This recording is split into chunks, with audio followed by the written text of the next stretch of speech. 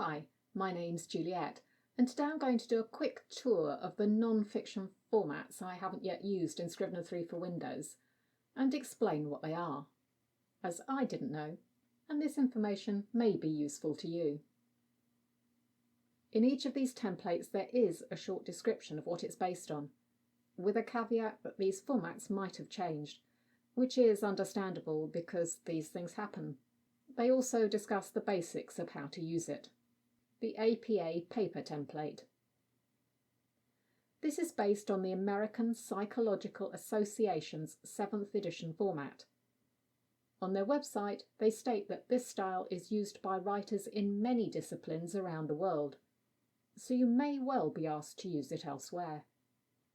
However, to find out what the rules are, you need a manual, and it looks quite thick. The MLA template.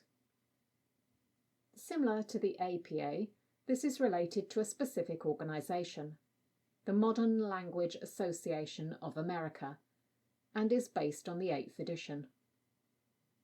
On their website, once again, you find you need a manual to know how to use this. And yes, there is a 9th edition, so beware. The general non-fiction, I'm going with LaTeX template. This template's description is somewhat different. It is simply meant as a way to organise your work so that you can export it into the LaTeX software, which is a complete document preparation system. The Chicago Style Essay template. This is a template based on the Chicago Manual of Style, which is a set of grammar rules and formatting used in the USA.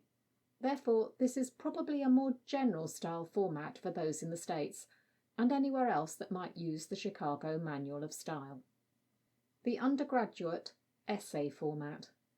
This is a UK format for humanities essays. Quite specific there.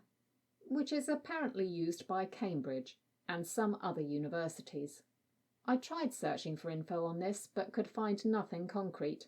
I guess you have to be on the inside. I did find something that said their template was based on this with changes though. So, thesis proposal template. This is a template produced by Robert Brimshaw. There is no indication that it is based on a particular organisation's requirements. I can't believe, given what I've discovered researching this video, that every organisation that requires a thesis wouldn't have their own format. So be prepared to make those adaptations. I will delve into some of these templates in future videos, but I'm not qualified to discuss what is correct for a particular format. That information is complex and it would take a ridiculous amount of time to research. That's for those who actually need to use these templates. I can simply show you how they work and what kind of output they produce. Thanks for watching, and if you've subscribed, I'll see you again next time.